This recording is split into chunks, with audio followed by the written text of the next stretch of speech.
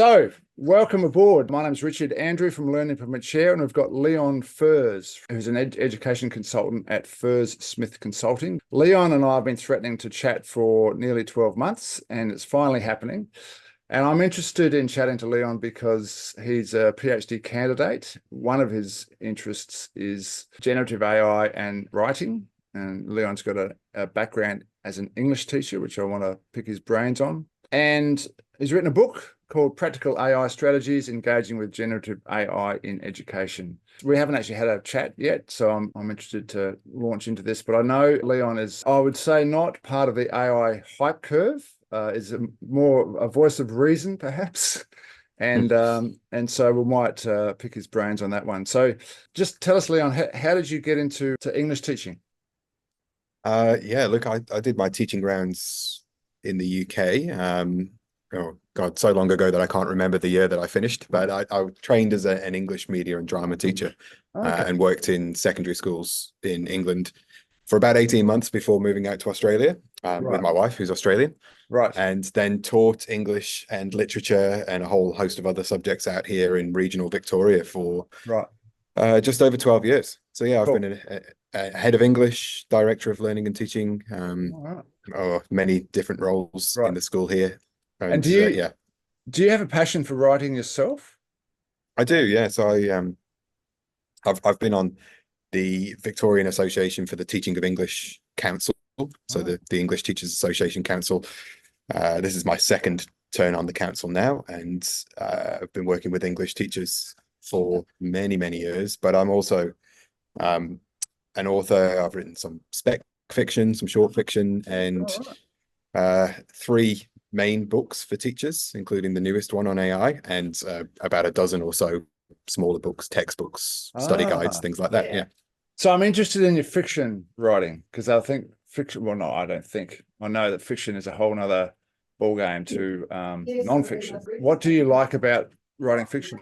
Look, it's not something I get as much time for or make as much time for as I'd like to nowadays, but I like writing short science fiction, short speculative fiction, because I think it's a way of getting some of the stranger ideas that are bubbling around in my head down on paper. There's not always a time and a place for sticking some of those ideas into the professional learning or the classroom work that I do. But the few spec fic pieces that I've had published in places like Aurealis, which is an Australian science fiction magazine, have been a little bit weird and a little bit off that curve. So it's fun, basically. Speaking of science fiction, who is the author of The Martian? What's that guy's name? Andy Wells. Did you read Project Hail Mary? I haven't read Project Hail Mary, no. You've got it. Honestly, I don't, as well as not writing fiction, I don't have much time for reading fiction at the moment. It's terrible. That's a wonderful science fiction book. Yeah. Anyway, let's get back onto writing and AI. We were chatting on LinkedIn, and you wrote this. You said some people write and create more than others, and for some people, creativity is a fundamental part of who they are.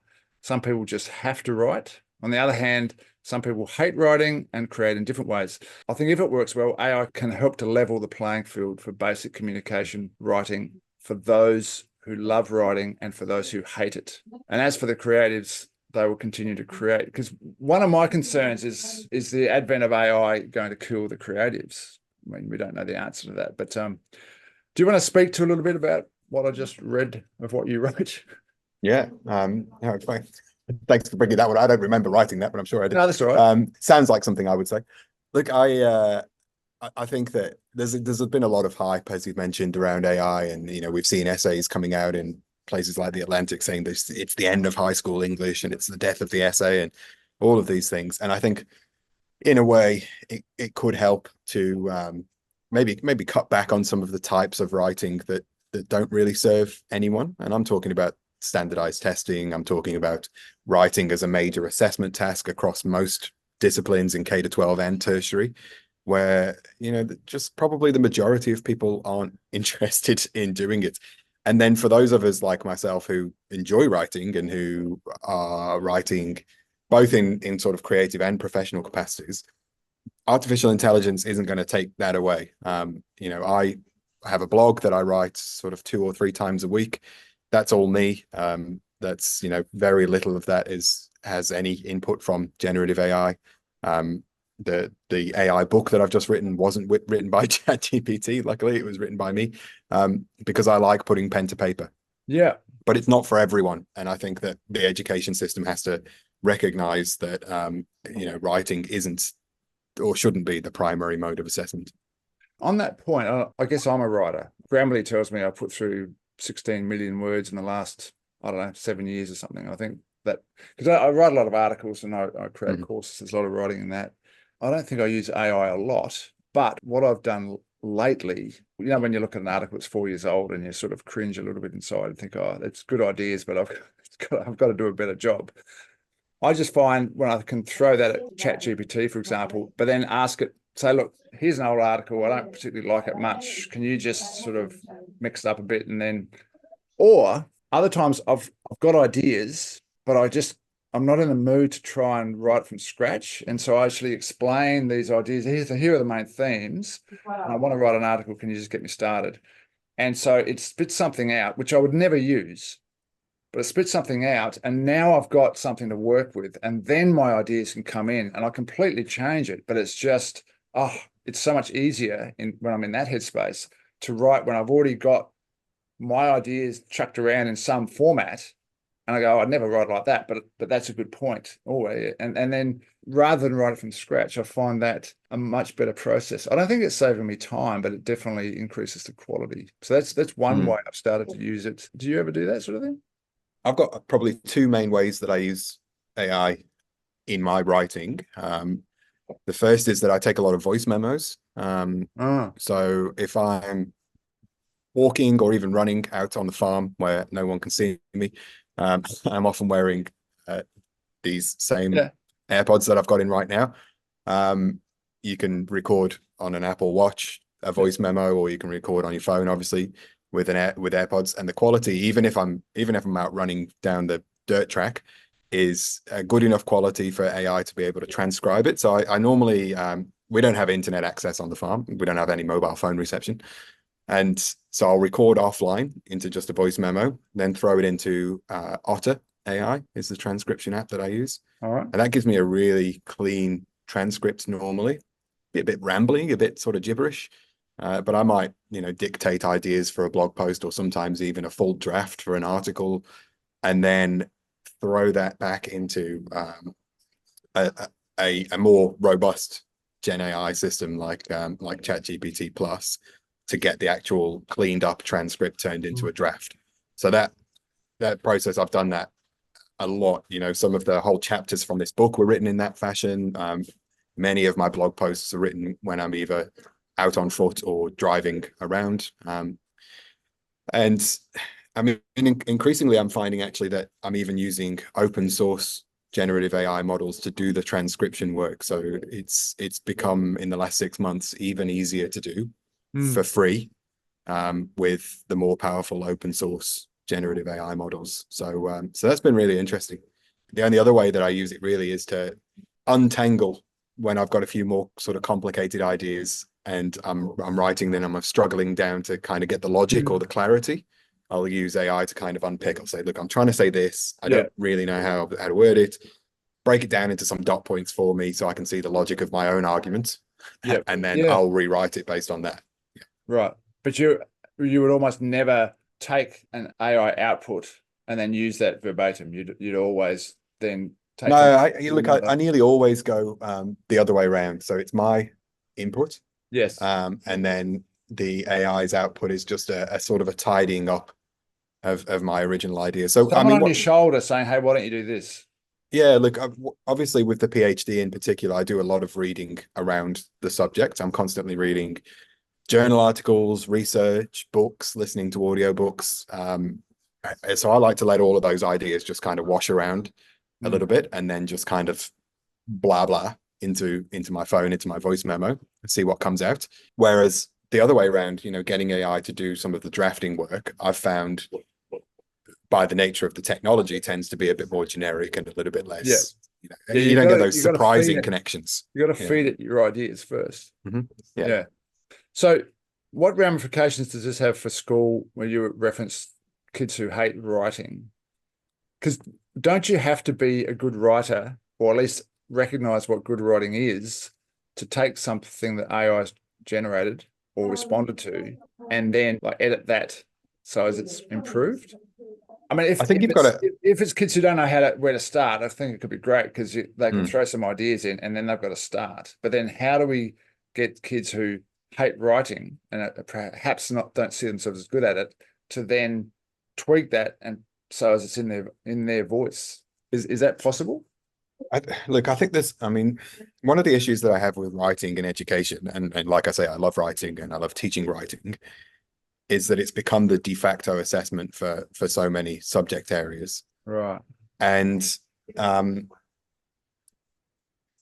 it's more expedient than appropriate in most cases. It's very easy to scale up an assessment that's based on a written outcome or an examination or even multi-choice examinations. But a written assessment is very easy to scale up. It's very easy to mark, even though it's subjective to a certain extent. It's easy to collect in 200 papers from, let's say, a higher education course and whip through those papers. It's a lot easier than assessing orals or practicals or other forms of assessment. But because it's expedient doesn't mean that it's necessarily good. So those students who struggle with writing, they need to know the content and they need to know the skills. And if they can provide that to an AI model orally, verbally, like I've done with voice memos, or by talking to a model which has speech to text capacity like ChatGPT or Microsoft Copilot both do, then they can express themselves clearly enough for the model to turn it into a perfectly reasonable piece of writing. So I don't know if the students need a great deal of understanding or control over the quality of the writing when they take their ideas and get the AI to do the writing for them, because the natural language processing capacities of these models mean that they produce reasonably sophisticated writing.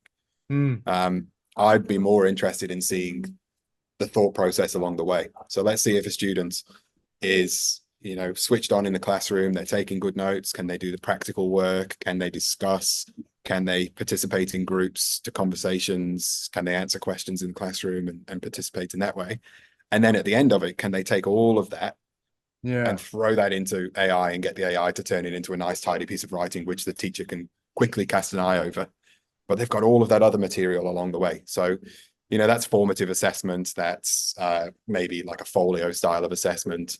It's practical based. It's authentic. It's all of the good things that we've been talking about for many years in assessment practices. Yeah. And then at the end of the day, we always have this exam or assessment, written assessment, the tail wagging the dog. So maybe we could just get rid of that little tiny bit at the end. I've never heard anyone. I mean, this is what I love about this conversation. You've made me think about something I've never thought about before, and that is, why do we put so much emphasis on good writing for everybody? And look, lots of people will tell you things about it being a necessary communication skill or a prerequisite for their future careers or this, that, and the other. There's a lot of putting writing up on a pedestal. But I think one thing that's really important is to acknowledge that we're in a bit of a historical bubble with writing. This hasn't always been the way. Writing's only really been a mode of assessment and held up as a very academic endpoint for like a few hundred years in the grand scheme of things. It's not necessarily always been thus, and it doesn't necessarily always have to be the case. I would argue that it's not for everyone, so we need to find other ways of doing it. How do schools take to these ideas? Is this something that you suggest with school? Because is it impossible? You can't go into a school and say, hey, well, let's just back off on because you're in Australia, you're governed by the assessment body and blah, blah, blah, blah. So is this like a secret mission of yours to because it's common sense? What you're saying is common sense, right? Absolutely. If we want to revolutionize education, let's just grab hold of some common sense, which is not very common. Like most of the great ideas are just common sense. You got to work on stuff coming from both ends. The system level stuff from the top down is going to be really hard to change. And if I go into schools and say, stop teaching writing because it's not for everyone and there's other ways of doing it. The immediate turnaround from most people is yes, but the HSC, or yes, but the VCE examination means they have to do the writing at the end in exam conditions. So that's what we teach. But you can shift away from that mindset. I mean, even when I was a head of English, we changed the way that we do school assessed coursework. We stopped doing things under exam conditions. We stopped doing sort of blind timed essay writing, and allowed them 7 or 8 weeks to work on an essay. And the VCE results improved because even though they weren't doing the work under exam conditions, they were learning the content. But that's not the new idea that I'm talking about, because that I've had conversations with other people, and especially around the advent of AI in everyone's hands, is like, well, we shouldn't be assessing that way anyway. It's all about the folio and the journey towards. What's new to my ears is this idea that, well, even the quality of the output is not that important. What's important are the ideas, and if we can, because everyone was panicking because kids can just hand up these AI essays now. But what you're saying is that doesn't matter as long as the journey towards the final input before AI spats something out. That's what's important. And yes, the AI output can help to get the final result, but I'm not really assessing that so much. I'm assessing the input and all the work that led up to it. Is that what you're saying?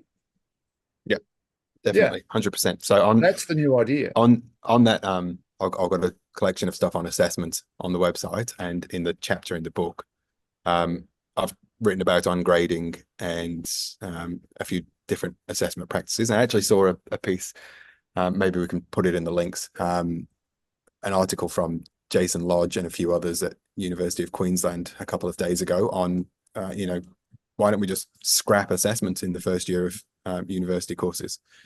Like, do we need them to be assessed? We need them to learn stuff and to demonstrate that they've learned things, but do we need them to actually have a tick or a grade at the end of that? Which, again, it's not a conversation that's going to happen in senior secondary anytime soon, but it's nice to aim for. I wrote an article recently where I featured my experience of building my first deck, right? From a perspective of agency. I did all my research, but it was my project, and I'd never built anything that mattered before, right? I had such a blast because it was all problem solving, and even though I'd done the research, what I had to do, I had to work out ways of doing it myself. Anyway, so that my question is, but I never sat a test. I never sat an assessment to prove that I'd achieved it. I knew that I'd done really well, like, A+. If you took the deck off and had a look at what was underneath, it might not have been an A+, but it didn't matter because no one's going to see that. But the workarounds and the problem solving under there is quite left of field. And so I'm saying, why don't I need to sit an exam to say, yes, well done? Well, because I was fully in charge of the project. I was into it. So how am I different to a kid? I'm not. I'm just a human. So, and is it the case that the reason we are so strong on assessment is because what we're doing in school isn't motivating the kids, so we have to kind of force them to learn, right? Well, if we made it relevant and engaging and had the kids inspired and loving the learning, the more that is, the less you need an assessment, because they're obviously learning and you can see what they're doing. Yeah, it's interesting. I mean, it probably plays more into what's happening at tertiary than secondary, but obviously whatever happens up in tertiary affects secondary. I mean, there's good reasons why some courses need to have that, I guess, the authenticity and the accountability around the courses. You don't want people qualifying as doctors who've fudged their way through a medical degree. But at the same token, most of those assessments are geared around accountability and expediency, as opposed to whether or not they're actually beneficial for the students, which is a massive problem in secondary as well. Can we talk about one thing? And I was sort of I was quite concerned, really. I mean, I've got a 16-year-old who's just written the first draft of the first book. As a 7, 8, 9-year-old, was writing lots of books, but never finished any of them. But the passion was there. And I'm thinking, if this kid wants to be a writer, is there like, Is creativity under threat? Like, are the creatives? I mean, being a graphic artist is pretty much gone, isn't it? As a potential profession now. But is creating music? Is it going to be harder for those type of creatives to make a living now because you can just generate stuff with AI? Yeah, it's an interesting question, isn't it? I mean, none of these systems yet are really good enough at creativity to but it's improving very quickly. Yeah, the question I think comes back to what people are passionate about. You know, graphic artists, graphic designers, writers. There's still be people who do those things because they love it. What we have, I think, the bigger risk is that these technologies will accelerate some of what's happening around that kind of gig economy, where people will go into careers where they can use AI to do stuff really, really rapidly. You already see this on places like Fiverr and Upwork. I use some of those platforms for contracting sometimes, to contract us work. They're already flooded with people using Gen AI for graphic design work, for marketing copy, all those things, and they are ranking it out. And I think what we need to ask is, do we want people to feel that kind of constant pressure of the gig economy to use these technologies to produce lots of stuff? Or do we want people going into professions that they love, where they can be creative, irrespective of whether AI can do some of it? And then the other thing is that, you know, these machines rely on the stuff that we create, and there's always going to be a market for novel content. I mean, if people stopped creating new things, these models would plateau pretty quickly. 3 years into the future, when you do have time to read fiction, are you going to be interested in reading a fictional novel that's written by AI, or are you reading something and part of your reading process is, you know, that you're tapping into the mind of the person who's behind the ideas and the prose? Yeah, I don't know. I mean, look, if it's good, if it's good, I'll read it. But if it's, I can't picture at the moment. I just think of a couple of authors, like a Martha Wells or an Anne Leckie. Anne Leckie's books are fantastic, and I can't imagine anytime soon an AI that's going to be capable of capturing that kind of thing. But if that does happen in 3 or 4 or 5 years' time, then I'll probably read it. Donna Tartt, for example, you know, famously writes one book every 10 years and is quite proud of it, you know, and it's only written 3 books and she's due for another one. So she might do 4, might do 5 in her lifetime, you know. But the books are great. She's an awesome writer. And I'm thinking, so that's one end of the spectrum. And then there's, you know, Richard Andrew, who's deciding to make some money by just chucking some ideas in ChatGPT and, hey, I've written a book in 5 days, you know, and it's a fictional book and some story and pump it out. But I don't know. It's just a question of quality, isn't it, really? Well, I think it's more than that, because like I've said this before, but if I'm, say with music, I love music, but when I hear something that blows my mind, and I have recently, I've got to go to the internet and find out who this band is, where are they from, what makes them think, you know, see an interview, like you want to get a feel for them, because that's really what it is. Whereas the same thing produced by AI, I'm thinking, well, I don't know, for me, it loses the appeal, but maybe I think maybe it comes back to some of the provenance of what you're listening to and that kind of personal aesthetic as well. I mean, I would be interested from a technical point of view if somebody wrote a book using AI and it was actually good, because I haven't seen that yet. But like yourself, I would probably be more interested in human authored work from the point of view of, okay, so what's the story behind this person? What else have they written? Can I find?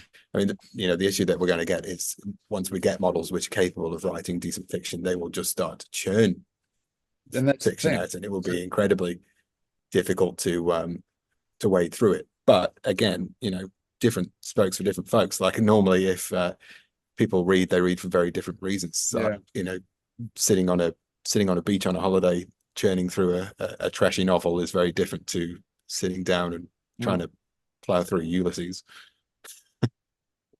Yeah.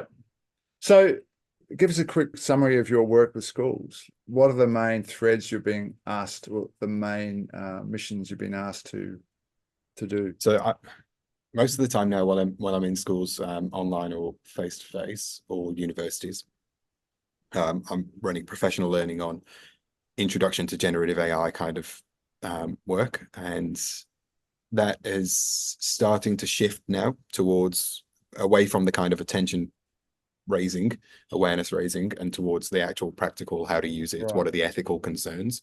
So that's professional learning. And then I also do quite a lot of advisory consulting work where we're working on guidelines, frameworks, things for the school and community, stuff that brings in the students and parents, right, updating school policies, sort of end to end.